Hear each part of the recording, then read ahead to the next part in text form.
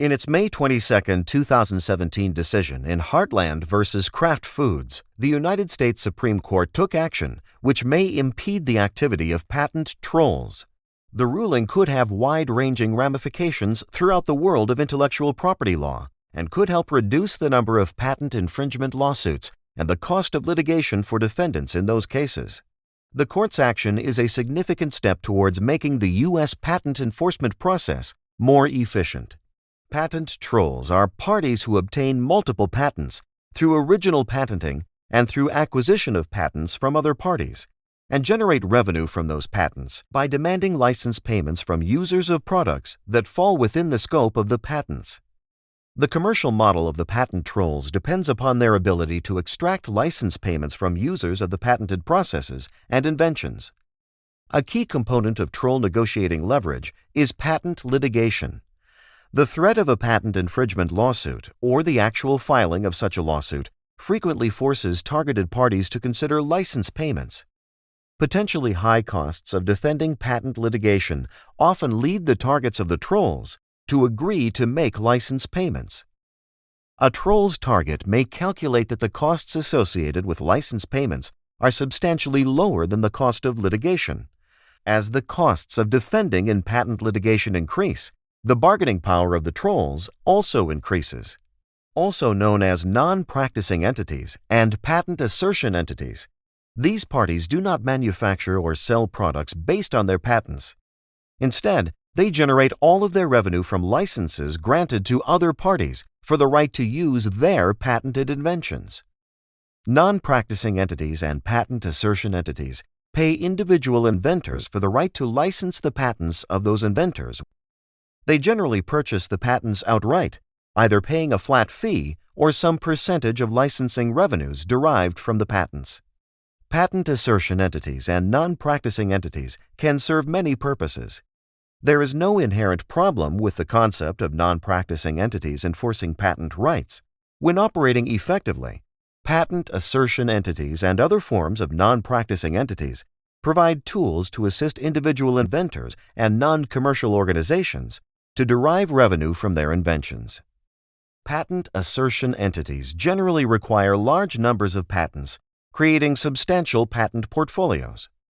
By obtaining control over numerous related patents, patent assertion entities are better able to negotiate licenses than are individual patent holders. It is often extremely difficult, for example, for the owner of a single patent to interest other parties in licensing the patent, as in many cases, access to a single invention is not adequate for effective use of the technology involved. It is generally easier to negotiate licenses for a pool of related patents than for individual standalone patents. Licenses for patent pools are usually more valuable to licensees than are licenses for individual patents. Furthermore, since patent assertion entities are in the business of developing licensing arrangement, they are significantly more effective at establishing commercial applications for patented inventions than are individual patent owners. Conceptually, it is better for the inventors involved and for the economy overall if patent assertion entities exist. Their existence helps to ensure that inventors will realize more revenues from their inventions than they would absent the patent assertion entities. Difficulties arise, however, when patent assertion entities become overly aggressive through patent litigation. When litigation becomes the primary commercial tool for patent assertion entities, many of the overall economic benefits patent assertion entities can offer to the economy are lost. Litigation costs can be substantial, and those costs do not contribute to overall economic productivity. In 2016, the U.S. Federal Trade Commission published a study it conducted on patent assertion entities. The FTC classified patent assertion entities into two categories. The Commission described them as portfolio patent assertion entities and litigation patent assertion entities. The FTC noted that portfolio patent assertion entities are generally larger and better funded than are litigation patent assertion entities. The Commission also noted that portfolio patent assertion entities tend to rely far less on litigation in order to develop commercial licenses for their patents.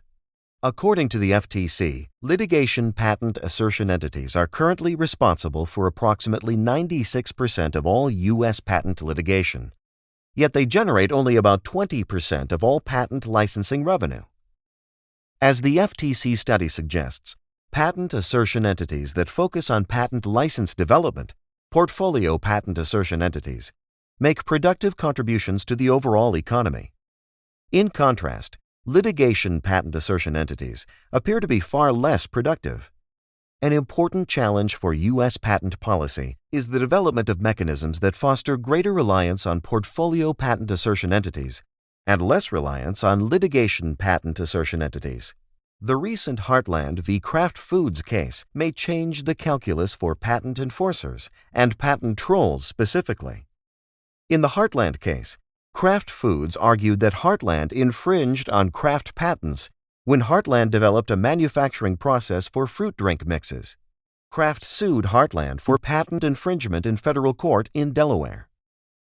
The key issue decided in the case was the issue of venue, i.e., the proper location in which to file the lawsuit. Heartland asked the court to transfer the case to federal court in Indiana, where Heartland is based, but the request was denied. The denial of Heartland's request to transfer the case to Indiana was based on the lower court's reliance on a ruling in the 1990 case, VE Holding Corporation v. Johnson Gas Appliance Company, decided by the U.S. Court of Appeals for the Federal Circuit. In that decision, the Federal Circuit concluded that defendants in patent infringement cases could be sued in any federal district in which the defendant was conducting business. The Federal Circuit determined that the choice of court for patent infringement actions should parallel that applied in general litigation in the federal courts. This interpretation opened the door for plaintiffs in patent infringement cases to select from many federal courts in which to initiate their litigation. Eventually, a handful of federal district courts became so popular with patent trolls and other patent plaintiffs that they absorbed the majority of all patent cases. The Eastern District of Texas, for example, currently processes more than 40% of all the patent infringement cases filed in the United States. Another one of the most popular federal districts for patent claims is the Federal District Court in Delaware, where Kraft chose to file its claims in the Heartland case. In the Heartland case, the Supreme Court concluded that the Federal Circuit had improperly interpreted the 1948 Patent Act in its 1990 VE case ruling. The Supreme Court determined that the Patent Act specifically requires that all patent infringement cases be filed in the federal district in which the defendant resides. For business entities such as corporations, the court asserted that patent cases against those entities must be filed in a federal district court in the state in which the business entity was established. The impact of the Supreme Court's holding is far-reaching. This ruling significantly limits the choice of courts available to all patent plaintiffs, including and especially patent trolls. It means that all patent infringement defendants must now be sued in a federal district court in the state in which they reside. This decision should substantially reduce the cost of patent infringement defense. Additionally, the decision should also reduce the ability of patent plaintiffs to select the most favorable forum. Accordingly, the Supreme Court's decision seems likely to alter significantly the cost calculations associated with the patent troll business model. The Supreme Court's ruling in the Heartland case seems likely to facilitate more productive patent assertion entity activity. By making it more difficult for plaintiffs in patent infringement cases to choose exceptionally sympathetic courts, patent assertion entities and non-practicing entities will likely find their strategy more difficult to execute successfully. The court's ruling will also reduce the costs of litigation defense for patent case defendants, a factor which is also likely to complicate the efforts of patent assertion entities focused on litigation. Overall, the Heartland case may provide an important contribution to efforts to reduce the negative effects of patent enforcement by non-practicing entities.